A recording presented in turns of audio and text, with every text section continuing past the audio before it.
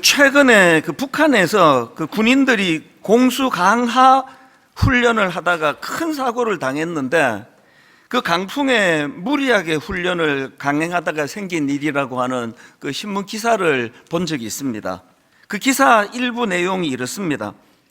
사고 당시 거센 바람이 불었지만 김정은 위원장 참관이 예정돼 있어 훈련을 강행했고, 강풍으로 낙하산이 안 펴지고 서로 엉키면서 20대 초반의 어린 병사를 포함한 다수의 군인들이 추락하거나 심한 부상을 입어 후송된 것으로 알려졌다. 보니까 이 공수강화 훈련은 바람 같은 이런 기상의 영향을 당연히 많이 받지 않습니까? 그래서 지금 그 기상 상황으로는 훈련을 할 수가 없는 상황인데, 거기에 이제 김정은 위원장과 그 어린 딸 김주애가 훈련을 참가하기로 돼 있었기 때문에 그 훈련을 밀어붙일 수밖에 없었다. 그래서 이런 비극이 일어났다. 이런 요지의 기사였습니다. 저는 그 기사를 보면서 분당 우리교회 개척 초기에, 그러니까 오래전이죠. 그때 제가 북한을 방문했던 기억이 떠올랐습니다. 그 당시로는 남북 교류가 활발하던 때여서 이 민간인들의 북한 방문이 요즘처럼 그렇게 어렵지 않던 그런 때였는데요. 제가 북한을 방문하게 된 것은 그 당시 기아 상태에 빠진 북한 어린이들을 도울 일이 없을까, 이제 그런 마음으로 제가 이제 방문을 하게 됐는데, 요즘에도 초록우산 어린이재단 등에서 북한 어린이 발달 지원 사역을 하고 있거든요. 그 자료를 보면은 이 북한 5세 미만 어린이의 3분의 1이 영양실조라는 겁니다. 그래서 발육부진 상태에 빠져 있기 때문에 제가 북한을 방문해서 어린이 빵 공장 등을 견학하는 그 프로그램에 참여하면서 혹시 분당 우리 교회도 이런 일에 좀 참여할 수 없을까 고민을 했는데요. 그 빵이 정말 북한 어린이들 손에 들려질까?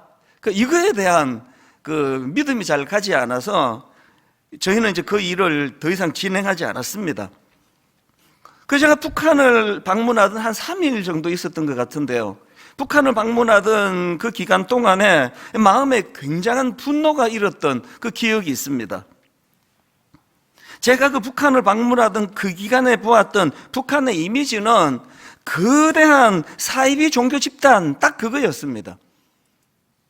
사이비 종교 집단하고 북한의 공통점을 말하라면 공통점이 이거 아닙니까? 사람을 위하는 태도가 없는 거예요.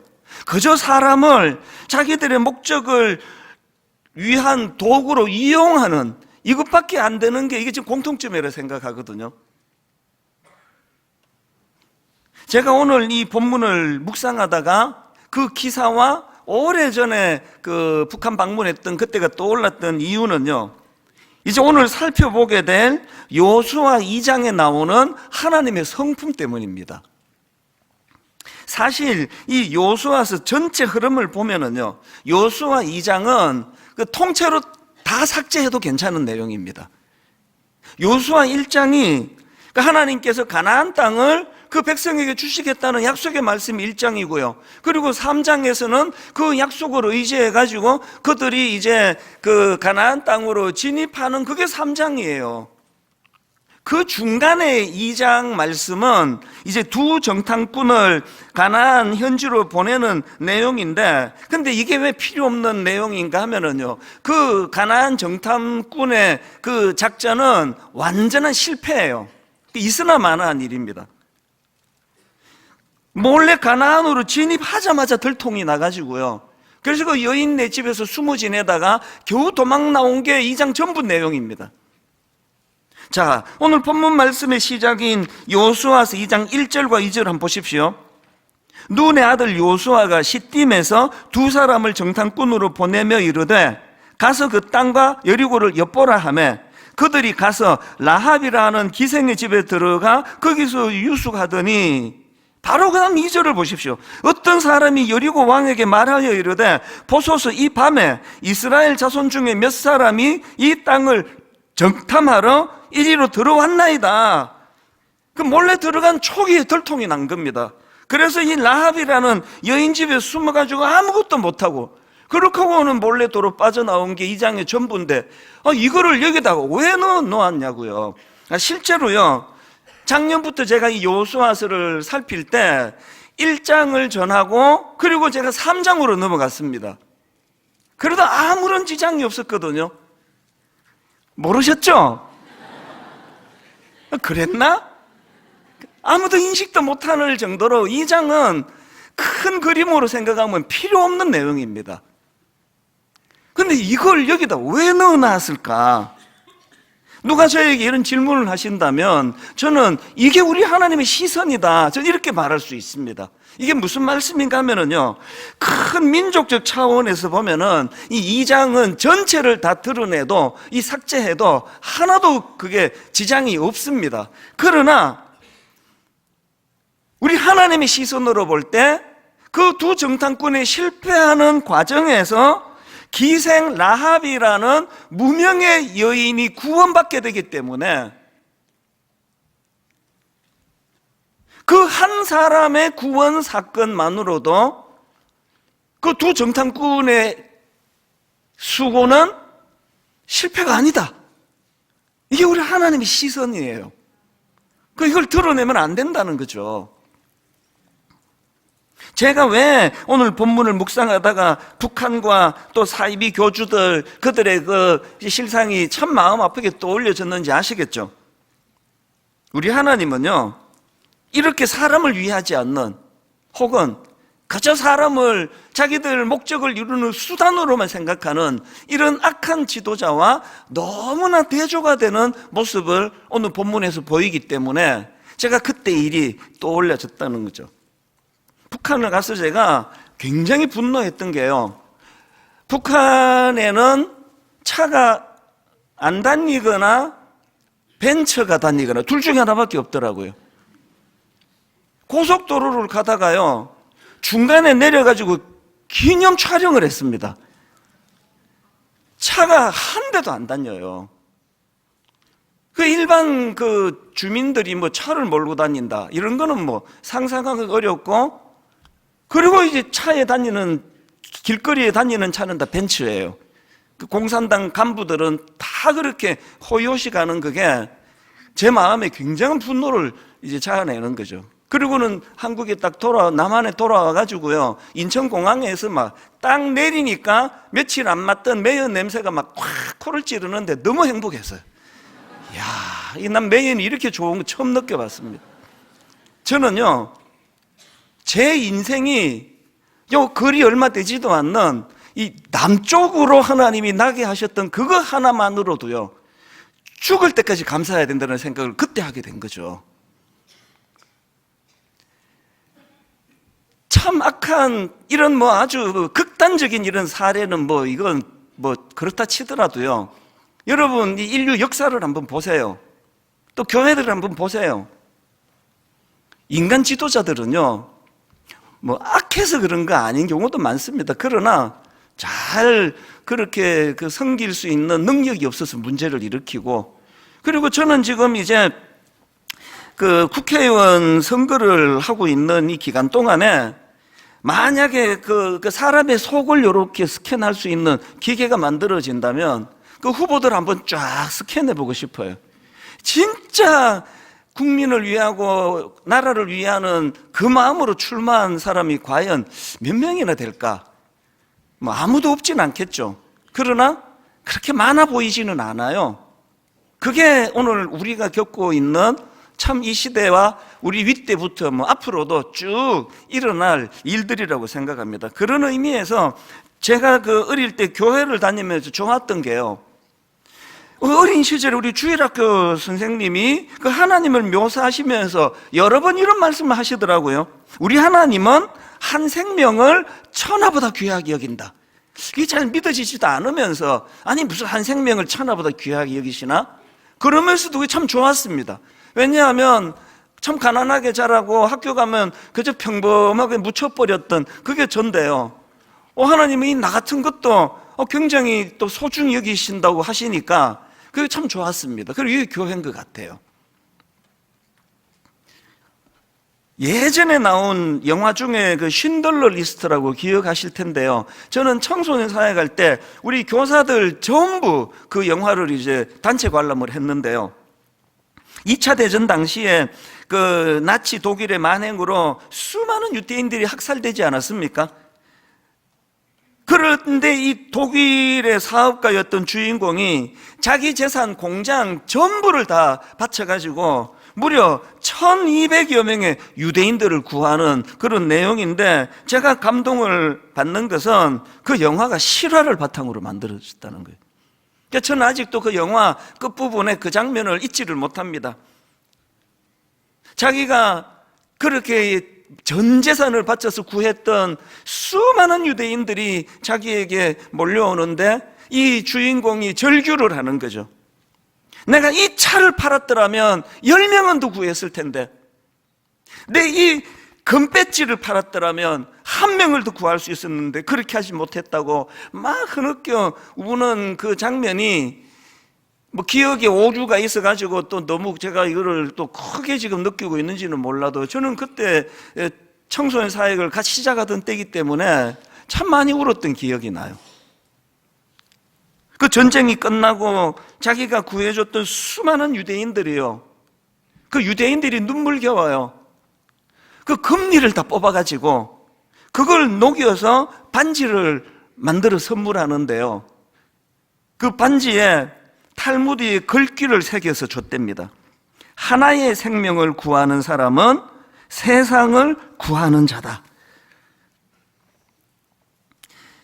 오늘 저와 여러분들이 제가 국회의원이 된다 해도 마찬가지 거고, 여러분이 그런 지도자가 된다고 해도 마찬가지 거고요. 우리는요, 그 하나님의 성품을 담기에는 너무 많은 죄성을 가지고 있습니다.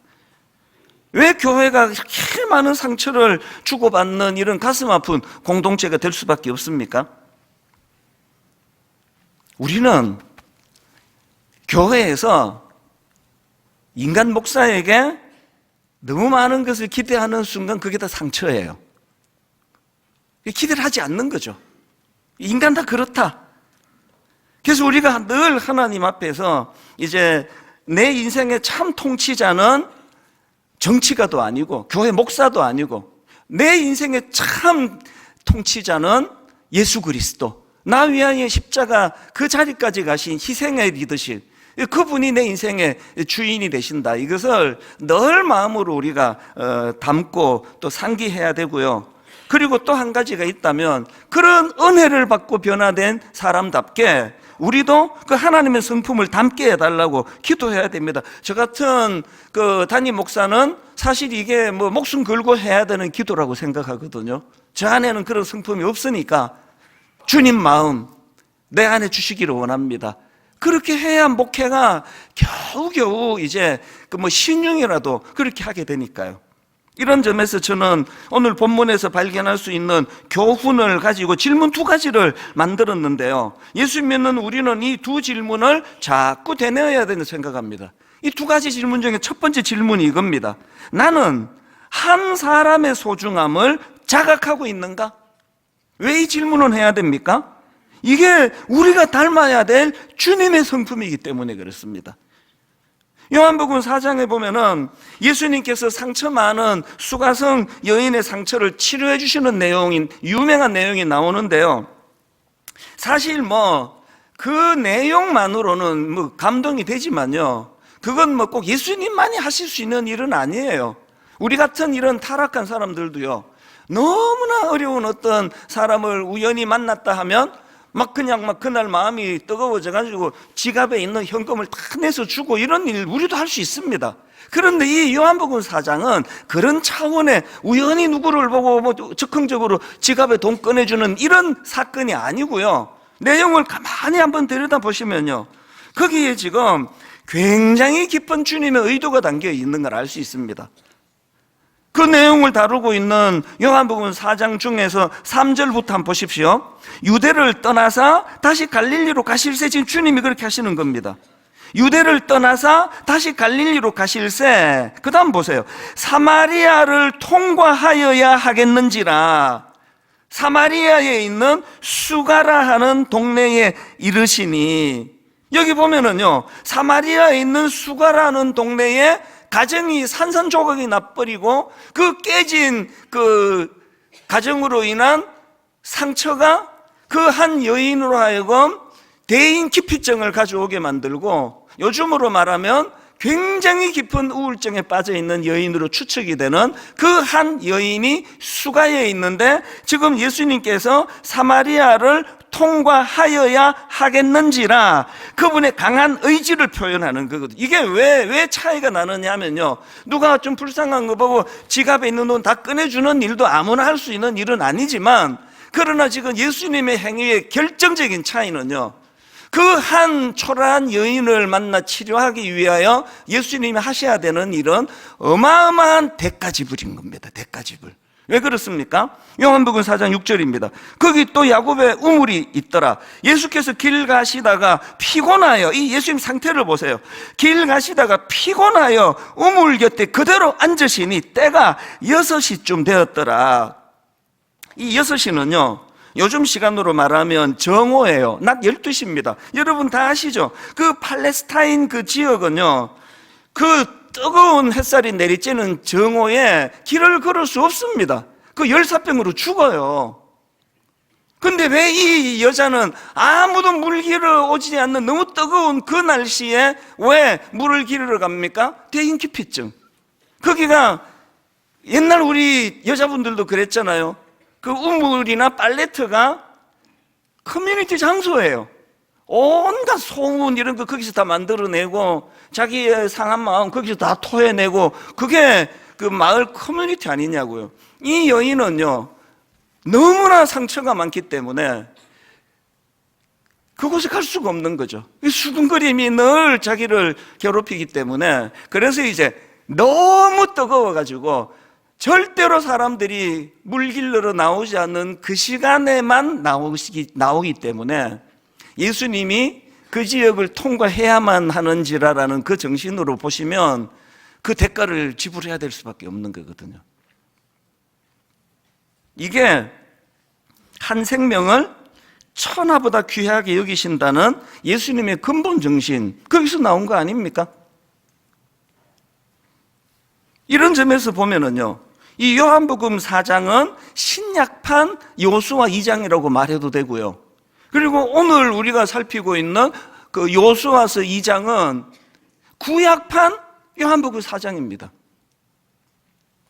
제가 왜 자꾸 북한의 통치자, 또 사이비 종교, 그 자기의 이게 엄연히 자기가 메시아가 아니라는 걸 본인은 알지 않냐고요. 그러면서도 그런 사이비, 그런 종파를 만들어가지고 수많은 사람을 착취하는 그런 지도자들하고 확연히 다른 우리 하나님. 우리 하나님은 희생하는 하나님이에요. 헌신하는 하나님이에요. 내어주시는 지도자세요. 오늘 우리가 교회를 다니면서 여러분들이 자꾸 그 교회에 뭐 어느 그 인간 지도자, 또 그 교회에 뭐가 좋대더라, 뭐가 좋대더라, 그 전부 다 헛거예요. 인간에게 뭐가 좋다는 거, 그게 다 거기서 거기입니다. 도토리 키재기기예요. 그래서 여러분, 그 큰 교회 다니셔가지고 여러분이 누릴 수 있는 유일하게 좋은 게 하나 있는데, 설교하는 담임 목사를 잘 만나지 못한다는 거예요. 그건 하나님이 여러분에게 주신 선물이에요. 이 축복으로 받으셔야 돼요. 농담이 아닌데, 여러분들이 저를 가까이 만나가지고 뭐가 좋겠습니까? 아이 그 멀리서 설교할 때는 그를 뜻하더니 이 사람도 그냥 인간이구만, 이거 그냥 말만 잘하는 사람이네, 그거 말고 나올 게 더 있겠냐고요. 그거 말고 더 나오는 게 있도록 하기 위하여 무지 몸부림을 치지만 도토리 키재기입니다. 그래서 여러분, 저 가까이 오지 마세요. 다쳐요. 제가 우리 장로님들을 이제 피택하잖아요. 장로 피택을 하면은 저는 진짜 기도합니다. 그렇게 헌신했던 집사님이 장로가 되셔갖고 이제 매주마다 만나고 당회에서 만나고 회의할 때 만나고 저의 가치관, 저의 생각, 저의 어떤 문제에 접근하는 방식 모든 걸 다 아시게 될 텐데, 이제 장로가 되면서 난 이제 시험에 들었다. 이 천수 목사를 가까이서 보고 내가 너무너무 내가 시험에 빠졌다. 난 신앙생활 회의가 온다. 이렇게 되면 안 되니까 기도해야 되는 거죠. 하나님, 우리 장로님들이 멀리서 저를 볼 때나 코앞에서 저를 볼 때나 진짜 한결같기를 원합니다. 이게 여러분도 그렇게 기도해 주셔야 돼요. 저를 위해서. 뭘 지금 제가 강조하는지 아시겠죠? 인간에게서는 선한 게 나오질 않습니다. 그래서 나중에 우리 찬수 목사한테 실망해서 그런 얘기 하지 마세요. 누가 기대하라 그랬나 누가? 가까이서 보면은 실망할 것밖에 없습니다. 저도 마찬가지입니다. 저도 사실은요, 어릴 때부터 사람을 무지 좋아하는 성격이었거든요. 그래서 이제 대학교 다닐 때는 내가 내 친구 집에 가서 자거나 내 친구를 집에 데려다 재우거나 그 둘 중에 하나가 되게 많았습니다. 그래서 사람을 굉장히 좋아하기 때문에 저는 목회하는 것 자체는 별로 어렵지 않아요. 이게 좀 내성적이고 이런 사람들은 이제 사람을 대하는 게 에너지가 굉장히 들어간다 그러는데요. 저도 조금 내성적인 면이 또 없는 건 또 아니에요, 사실은. 그러나 근본적으로는 저는 사람 만나는 게 그렇게 힘들지 않아요. 그러나 여러분, 이렇게 사람을 좋아하고 사람 만나는 걸 제가 좋아함에도 불구하고 제 목회에서 저는 사람에게 기대하지 않습니다. 제가 목회하는데 여러 구호가 있는 건 여러분 아시죠? 막 노래도 막 제가 부르고, 그게 제 목회 구호 중에 여러분 다 아시는 것 같은데요. 이게 제 목회 구호 중에 하나가 이겁니다. 바램은 죄가 될 테니까 끝. 이게 다예요. 이게 내 목회가 아니에요. 뭐 성도들에게 뭐 조그만한 거 해주고, 뭐 또 우리 부목사님들한테 뭐 조그만한 거 해주고, 뭐 일만순도 파송 운동 목사님들한테 뭐 내가 조금 도움 주고, 이제 내가 이만큼 줬으니까 이제 저쪽도 나한테 뭐 줘야 된다는 기대를 하는 그 모든 게 다 죄예요. 왜? 그게 다 내게 상처를 주니까요. 바람은 죄가 될 테니까. 그 자식들한테도 마찬가지입니다. 이제 우리 집 아이들이 20대 중후반이 되니까요, 가끔씩 그런 얘기를 해요. 1대1로 만나서도 하고 밥 먹으면서도 하고, 이제 앞으로 점점 더 많이 할 거예요. 우리 피차스로 기대하지 말자. 나도 우리 부모님에게 나 10,000원 하나 유산 받은 거 없다. 그리고 니들도 대학 공부 다 시키고 했으니까 이제 빨리 독립해라. 그리고 더 이상 기대지 마라. 그리고 또 저도 또 그런 얘기를 해요. 아빠도 너희들한테 아무 부담 안 줄 거니까 아빠도 너희들한테 어떤 기대도 안 한다. 그 오늘 저녁에 다 이제 소집을 했는데 이제 이 노래로 모임을 끝낼까 합니다. 바램은 죄가 될 테니까 에브리바디. 그리고 이제 합창하고 끝낼 생각이에요. 이게 약간 이제 제가 좀 그 유머를 담아갖고 한 얘기이긴 하지만 제 근본적인 생각이에요. 과하게 아이들에게 해주지 않을 거예요. 그리고 어떤 것도 기대하지 않을 겁니다. 그게 부모든 그게 자식이든 그게 부부건 바라는 그 모든 건 우리에게 상처를 가져다 줍니다. 원래 들어서 지금 소그룹 다락방이 이제 막 살아나고 있거든요. 여기저기서 다락방에 대한 좋은 소문이 막 소식이 저한테 보고가 돼서 너무 감사한데요. 근데 여러분, 그래? 그럼 나도 다락방 한번 가볼까라고 생각하시는 여러분, 이 사실을 기억하고 참여하셔요. 다락방에 갔더니 이게 내 상처가 많고 아픔이 많은데 다락방에 가면은 막 상처도 막 싸매준다 그러네, 좋은 사람이 많다 그러네, 나도 가서 혜택을 좀 받아볼까라고 생각하시면 절대 가시면 안 돼요. 돌아오는 그 상처밖에 없습니다. 다락방은요, 어떤 준비가 된 사람이 가는 사람인가 하면은요, 나는 오늘 본문에 나오는 기생 라합과 같은 존재다. 나는 정말 쓰임새가 없었는데 주님이 십자가로 나를 가치 있는 존재로 만들었다. 그래서 나도 상처가 많지만 나는 다락방에 가서 나보다 더 아픈 사람들 눈물을 닦아줄 거야. 이런 마음으로 가시지 않으면 안 가시는 게 좋아요. 여러분, 그 다락방에 한 7명이 모였는데 7명 모두가 다 상대방 눈물을 닦아주러 간다고 하면 그때야 비로소 그 다락방이 눈물을 닦아주는 다락방이 되거든요. 순장님, 너무 짐 지우지 마세요. 그 순장님이 무슨 죄예요? 그분이 뭐 신학을 했습니까? 뭐 우리 교회에서 뭐 월급을 받습니까? 여러분하고 똑같은 그냥 일반 신자일 뿐이에요. 순장님에게 너무 짐 지우지 마세요. 서로.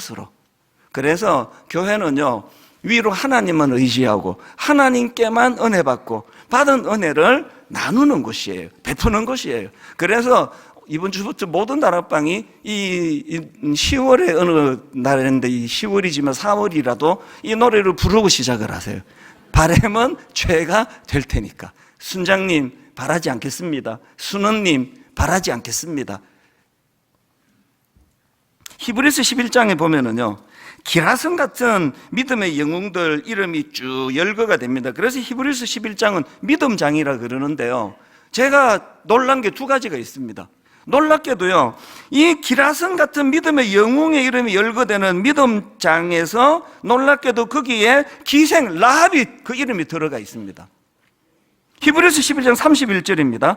믿음으로 기생 라합은 정탐꾼을 평안히 영접하였으므로 순종하지 아니한 자와 함께 멸망하지 아니하였도다. 내가 무슨 말을 더하리요? 그 다음 이 영웅들을 보세요. 기드온, 바락, 삼손, 입다, 다윗, 사무엘과 선지자들의 모든 일을 말하려면 내게 시간이 부족하리로다. 이 어마어마한 믿음의 영웅들 반열에 이 기생 라합의 이름이 들어있어요. 그리고 두 번째로 제가 놀랐던 게요, 요수아의 이름이 없습니다. 이게 막 그냥 분당 우리교회에서 설치고 다니는 건 다 담임 목사인데 믿음장에 담임 목사 이름은 없고, 오늘 지금 처음 예수 믿는 초신자가 이름이 가 있다, 뭐 그렇게 비교를 하면 좀 비슷할까요? 이게 여러분, 요수아보다 라합의 믿음이 더 좋다 이렇게 받으시면 안 되고요, 여기에서 제가 감동을 받는 건, 여러분 그 기생 라합의 믿음이 좋으면 얼마나 좋겠냐고요. 그런데 하나님은 그 초라하고 보잘것없는 한 여인의 믿음이라 할지라도 그 상황에서 그가 보인 그 태도를 절대로 이게 시시한 거라고, 별거 아니라고, 담임 목사가 막 수만 명 앞에서 설교하는 이것만 귀하고 아무도 보는 일이 없는 데서 그 초신자 한 사람이 그 복도에 떨어져 있는 쓰레기 하나 줍는 이 일은 하찮은 거라고 판단하는 분이 아니라는 그 얘기를 하고 싶은 겁니다. 각자의 그 위치에서 너무나 미미하고 너무나 보잘것없는 일이랄지라도 그 하나에도 주목하시는 분이 우리의 지도자, 우리의 통치자 하나님이시라는 겁니다. 그래서 저는 분당 우리 교회가 절대로 건강하고 좋은 교회라고 생각하지 않는 건요, 한 영혼 한 영혼을 집중할 수 없는 교회이기 때문이에요. 저는 우리 부목사님들한테 종종 부탁을 합니다. 우리가 그 컴퓨터를 상대하는 집사님이 컴퓨터를 대하는 태도, 또 어떤 기계를 만지는 집사님이 그 기계를 대하는 태도로 성도들을 대하면 안 된다. 왜냐하면 성도들은 컴퓨터가 아니고 기계가 아니고 하나님의 형상을 닮은 인격체이기 때문에 그렇다. 아침부터 저녁까지 뭐 한 10가정 신방하고 오늘 내가 10건 해치웠다, 농담으로도 그런 말 하면 안 된다. 한 인격 한 인격을 하나님 앞에서 섬겨야 된다. 그런 이야기들을 가끔씩 제가 부탁을 하거든요. 여러분, 우리가 자꾸 질문하셔야 됩니다. 나는 하나님이 그렇게 보여주셨던 것처럼 한 사람의 소중함을 나는 인식하고 있는가? 이게 첫 번째 질문이고요. 두 번째 질문이 이겁니다. 그 한 사람의 영향력이 여러 사람에게로 흘러가고 있나? 자기를 점검해야 돼요. 이게 무슨 말인가 하면은요, 요수아 2장 12절을 보니까 기생 라합을 한번 보세요. 그가 이런 말을 합니다. 그러므로 이제 청하노니 내가 너희를 선대하였은즉 너희도 내 아버지의 집을 선대하도록 여호와로 내게 맹세하고 내게 정표를 내라. 그리고 나의 부모와 나의 남녀 형제와 그들에게 속한 모든 사람을 살려주어 우리 목숨을 죽음에서 건져내라. 제가 왜 이 말씀을 주목하는가 하면은요, 이 라합이 우리말로는 좀 순화시켜가지고 점잖게 표현해서 기생 라합이라고 했는데요, 원어에 가깝게 번역하면 이렇게 번역하면 안 됩니다. 창녀예요. 창녀. 몸을 파는 여자예요. 창녀 라합이에요. 그러니까 이 라합은요, 상상할 수 있잖아요. 그 몸을 팔아 생계를 이어가던 손가락질 받는 그 딸이고 또 누이고 형제였기 때문에 이 라합은 자기 부모와 가족들과 주변 사람들에게 어떤 선한 영향력도 행사할 수 없던 사람 아닙니까? 그랬던 그가 살아계신 하나님을 만나고 가장 많은 변화가 일어났던 것이 처음일 거예요. 자기 가족들에게 선한 영향력을 행사하게 됐다는 거예요. 이 라합의 삶이 얼마나 가치 있는 존재로 변화되었냐면 제가 또 놀란 겁니다. 여러분, 마태복음 1장에 보면은 거기에 메시아의 계보, 족보가 쭉 열거되는데 놀랍게도 이 라합이요, 메시아의 족보에 그 이름이 올라가 있습니다. 몸을 팔아 살아가던 무가치한 여자라고 손가락질 받던 라합이 하나님의 큰 구속사에 그 일에 동참하는 여인이 됐다는 사실입니다. 오늘 한국교회의 가슴 아픈 문제가 뭡니까? 첫 번째 단계는 내가 먼저 은혜 받는 거잖아요. 자격 없는 나 같은 걸 구원해 주신 하나님, 이 감격은 우리에게 있는지 모르는데 그 가치 있는 존재가 된 우리 삶에서 그것이 흘러가지를 않잖아요. 제가 이번 이 말씀을 준비하면서 그 병행해서 떠오르는 성경 구절이 여럿 있었는데, 예를 들면 이런 겁니다. 이사야 60장 21절 21절에 보면은 이사야가 이제 오실 메시아에 대해 예언하면서 이런 예언을 합니다. 내 백성이 다 의롭게 되어 영원히 땅을 차지하리니 그들은 내가 심은 가지요 내가 손으로 만든 것으로서 나의 영광을 나타낼 것인즉 그 작은 자가 천명을 이루겠고 그 약한 자가 강국을 이룰 것이라. 때가 되면 나 여호와가 속히 이루리라. 무슨 지금 예언을 선포하고 있는지 아시겠습니까? 예수 그리스도가 이 땅에 오셔서 그분의 십자가를 통하여 구원받고 변화받고 그 인생이 가치가 있는 인생으로 바뀐 사람들은 어떻게 변한다고요? 그 작은 자가 천을 이루겠고 그 약한 자가 강국을 이룰 것이라. 아무리 작은 자라고 할지라도 그 가장 작은 자가 천을 이루고 가장 약한 자가 강한 나라를 이룰 것이다. 한국교회가 지금 여기서 지금 빨리 회복해야 될 가슴 아픈 실패가 이거 아니냐고요. 상가에 한 10명 모이는 참 겉으로 보기에 작고 초라한 교회를 할지라도 거기에 십자가가 그 중심에 있다고 한다면 그 작은 자가 천을 이루겠고 가장 약한 자라도 강한 나라를 이룰 것이라는 이런 긍지가 교회 안에 묻어나지 않는 게 현실이라는 거 아니냐고요. 그래서 우리가 이 질문을 대내는 거죠. 라합처럼 아무런 영향력을 행사할 수 없었던 우리가 예수 그리스도를 만남으로 나는 어떤 선한 영향력을 흘려보내고 있는가? 그리고 제가 또 묵상했던 성경 구절이 하나 더 있는데요. 예레미야 5장 1절입니다. 너희는 예루살렘 거리로 빨리 다니며 그 넓은 거리에서 찾아보고 알라. 너희가 만일 정의를 행하며 진리를 구하는 자를 한 사람이라도 찾으면 내가 이 성읍을 용서하리라. 내가 이런 상상을 해봤습니다. 지금 이제 이 대한민국이 타락해서 지금 망하게 생겼어요. 그래서 하나님이 급히 지금 예레미야 5장 1절처럼 이 천사를 지금 보냈습니다. 어디로 가야 됩니까? 그 한 사람 찾으려면. 정의를 행하고 진리를 구하는 자, 그 한 사람 찾으려면 어디로 가야 되느냐고요. 교회로 가야 되는 거 아닙니까? 천사가 아무 교회라도 들어가도, 그리고 지금 여기 왔다고 치자고요. 여기 왔는데 보자, 정의를 행하고 또 공의를 진리를 구하는 사람이 누군가 보자. 그러면 안 되잖아요. 그냥 아무나 쿡 찌르면 이 사람이 그 한 사람이다. 여기도 있네. 저기도 있네. 그래야 되는 거 아닙니까? 아니, 진짜 생각해 보세요. 그래야 되는 거 아니냐고요. 이게 지금 현실입니까? 여러분 지금 마음으로 정말 천사가 지금 정말 정의를 행하고 진리를 구하는 그 한 사람을 지금 찾고 있다면 하나님이 나 찾으시겠네? 이런 긍지가 있으세요? 흘려보내는 게 없잖아요. 여러분, 고인은 모든 것은 다 썩는데요, 영양가 있는 게 썩을수록 냄새가 더 진동을 해요. 물 잘 썩지도 않을 뿐더러 냄새 그렇게 많이 안 나는 걸로 압니다. 우유 한번 썩어보세요. 냄새가 그 냄새가 어떻게 감당이 안 되는 겁니다. 고이면 다 썩어요. 흘려보내야 돼요. 선한 영향력을 흘려보내야 돼요. 예전에는 내가 기생 라합 같은 존재였습니다. 이제는 하나님이 가치 있는 존재로 만들었기 때문에 내 부모에게, 내 형제에게, 내 주변 사람들에게 내 선한 영향력을 흘러보내야 돼요. 다락방은 상처 치유받으러 가는 곳이 아니고, 그럼에도 불구하고 나보다 더 약한 그 누구를 위하여 그 눈물 닦아주러 내 선한 영향력을 흘려보내러 가는 곳이 다락방이라고 말씀드리지 않습니까?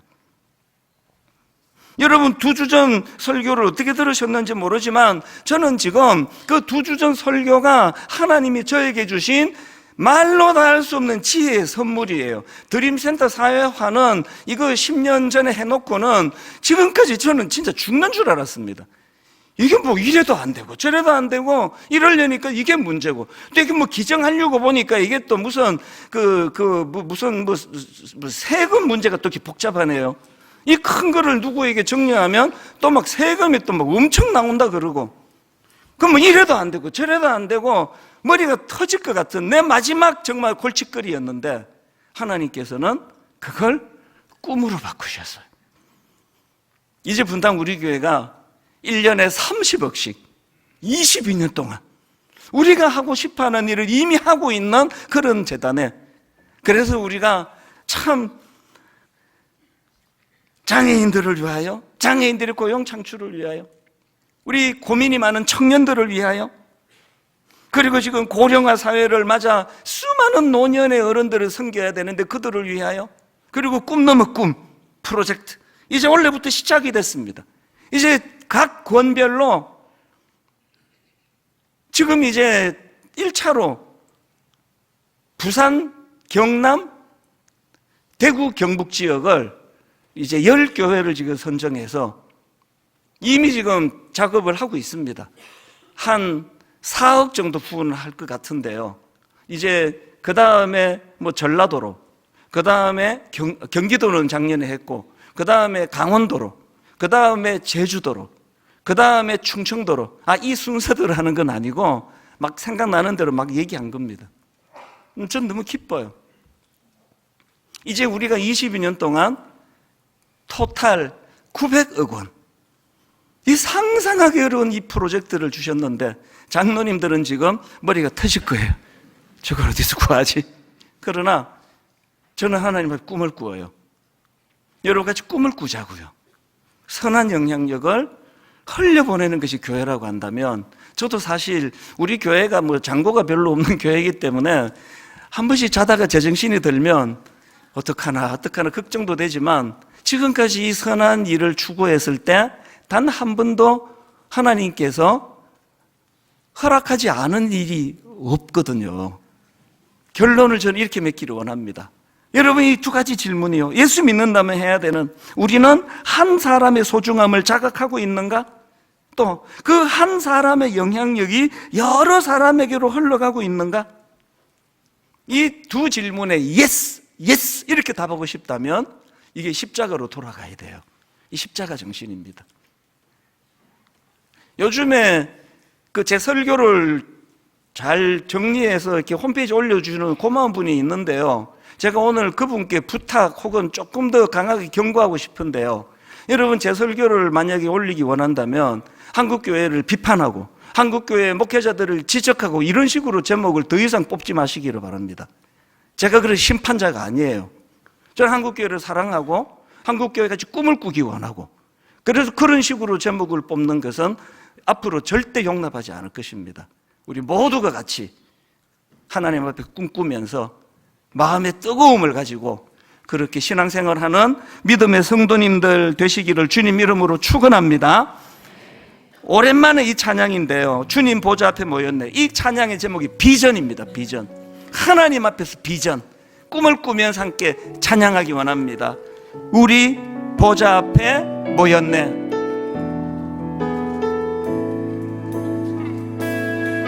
우리 보좌 앞에 모였네. 함께 주를 찬양하며. 함께 주를 찬양하며. 왜 하나님을 찬양합니까? 하나님의 사랑, 그 아들 주셨네.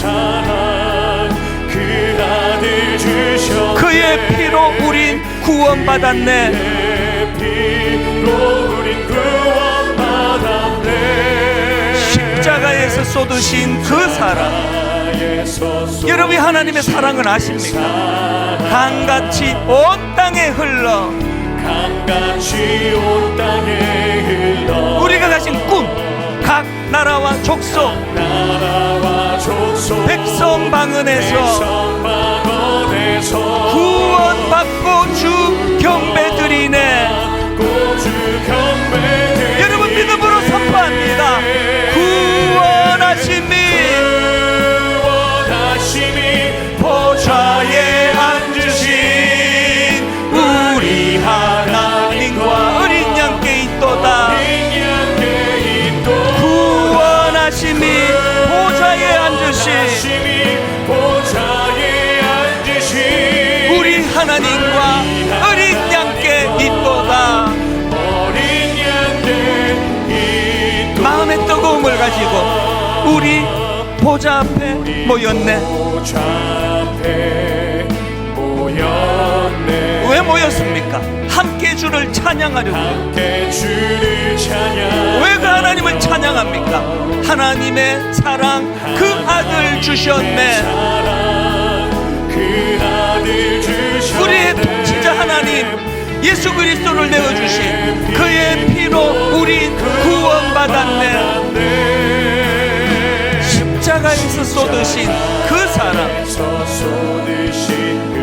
이 사랑에 감격하기 원합니다. 강같이 온 땅에 흘러, 그것이 우리 삶의 선한 영향력이 됩니다. 각 나라와 족속, 백성 방언에서 이 꿈이요 구원받고 주 경배드리네. 믿음으로 선포합니다. 구원하심이 보좌에 앉으신 우리 하나님과 어린 양께 있도다. 구원하심이 보좌에 앉으신 우리 하나님과 어린 양께 있도다. 놀라운 사랑 찬양하리라.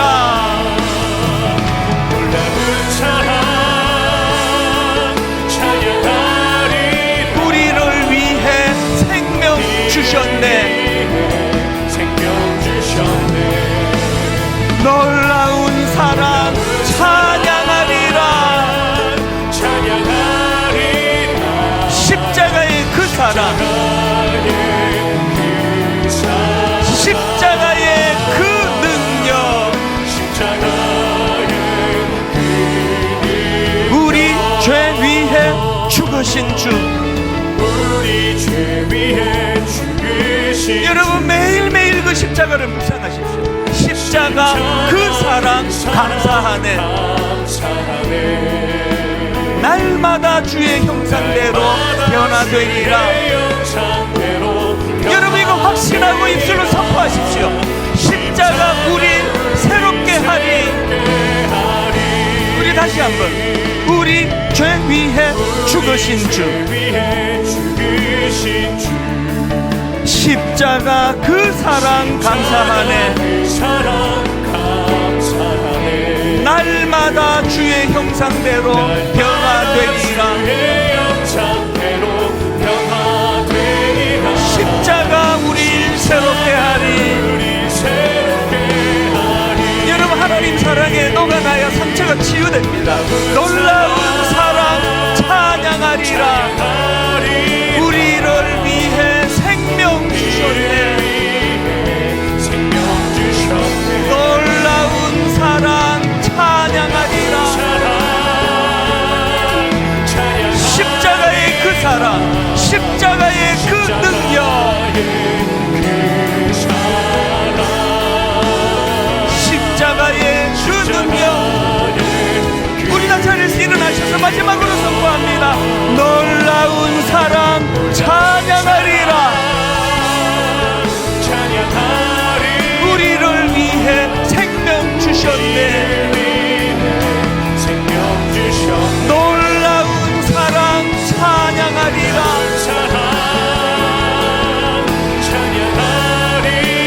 십자가의 그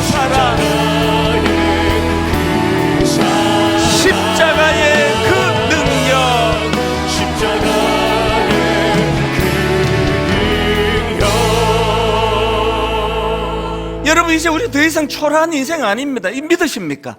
십자가로 그 기생 라합과 같은 존재가 어마어마한 믿음의 대열에 우리가 들어와 있고, 그 기생 라합이 감히 메시아의 계보를 이루는 존재로 변화가 되었다면, 하나님, 우리도 똑같은 은혜가 있는 줄 믿습니다. 아버지, 나 이제 가치 있는 존재입니다. 아버지, 저도 그 아름다운 선한 영향력을 내 주변에 흘려보낼 수 있기를 원합니다. 맨날 누구로부터 상처가 치유되는 일만 바라는 것이 아니라 나도 그 일을 행하기를 원합니다. 우리 각자에게 주신 말씀 붙잡고, 아버지, 가까이 우리 가정 안에 부모로서, 우리가 자녀로서 우리가 선한 영향력을 가정에서 행사하기 원합니다. 우리 공동체에서, 우리 다락방에서, 하나님, 내 직장에서 내가 선한 영향력을 이루어내기를 원합니다. 각자에게 주신 은혜를 가지고 우리 한번 통성으로 합심해서 같이 기도하기 원합니다. 같이 기도하시겠습니다. 살아계신 하나님 아버지, 오늘 하나님의 은혜를 이 시간 내 마음에 뜨거움으로 받아들이기 주시니 감사합니다. 오 하나님 아버지, 그같이 했던 라합을 주님이 그를 건져주시고, 아버지 하나님, 이 요수와 이참이 그 그림으로 보기에는 실패한 성경의 제장을 다 전체를 다 삭제해서 도망할 것 같은 그런 어두운 이야기지만, 그 실패한 이야기지만, 그런 하나님의 시각으로 라합이라는 분명의 여자 한 사람이 구원받은 그 일을 통하여 메시아 오시는 그 완전히 그를 동참케 하시고, 믿음의 완전의 산호를 하나님 세워주시며 아름다운 꿈을 꾸게 해주시는 감사합니다. 살아계신 하나님, 한 영혼이 천하보다 귀하다고 생각하시는 그 하나님의 성령을 닮아가기를 원합니다. 그리고 하나님, 그들에게 우리가 선한 영향력을 행사하기를 원합니다. 그런 교회가 되게 하여 주시옵소서. 그런 가정이 되게 하여 주시옵소서. 그런 하나님의 자녀들 되게 하여 주시옵소서. 이 뜨거움을 가지고, 이 감격을 가지고 주님 앞에 하나님 당신을 찬양하시며 그렇게 기쁨 가운데 원합니다. 아버지, 하나님을 주님 인도하여 주시옵소서. 그 십자가의 사랑 안에 전도되는 하나님과 되게 하여 주시옵소서.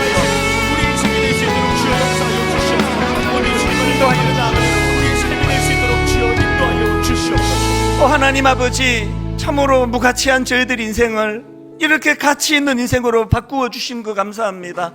어릴 때부터 상처가 많고 열등감이 많고 마음속에 스스로를 나는 가치 없는 인생이라고 되뇌게 만드는 악한 사단의 그 공격에 놀아날 수밖에 없었던 우리였는데, 하나님, 이제 저는 십자가 앞에서, 그리고 우리 모두는 십자가 앞에서 더 이상 초라한 인생이 아님을 선포하기를 원합니다. 그리고 하나님, 그 놀라운 변화로 말미암아 그 기생 창녀 라합이 자기 생애의 가족을 위하여, 부모를 위하여 그 놀랍고 놀라운 그 선한 영향력을 흘려보냈던 것처럼, 그리고는 하나님, 메시아의 그 족보의 그 이름이 등재되었던 것처럼, 하나님, 우리의 삶도 하나님 앞에 그 놀라운 큰 그림을 그려나가면서 선한 영향력을 주변에 행사하는 그런 개인과 가정이 되게 하여 주시옵소서. 분당 우리 교회가 그저 우리끼리 잘 먹고 잘 사는 교회 되지 않기를 원합니다. 그건 교회가 아닙니다. 이제 교회가 여기 있는 이것으로 말미암아 수많은 연약한 우리 지체들과 교회들과 또 우리 젊은이들과 연세 드신 어르신들이 분당 우리 교회가 흘려보내주는 하나님의 선한 영향력으로 그들이 살아나고 회복되는 이 놀라운 일을 모든 성도님들이 꿈꾸면서 그렇게 신앙생활하고 그렇게 교회 생활을 영위하도록 하나님 인도하여 주시옵소서.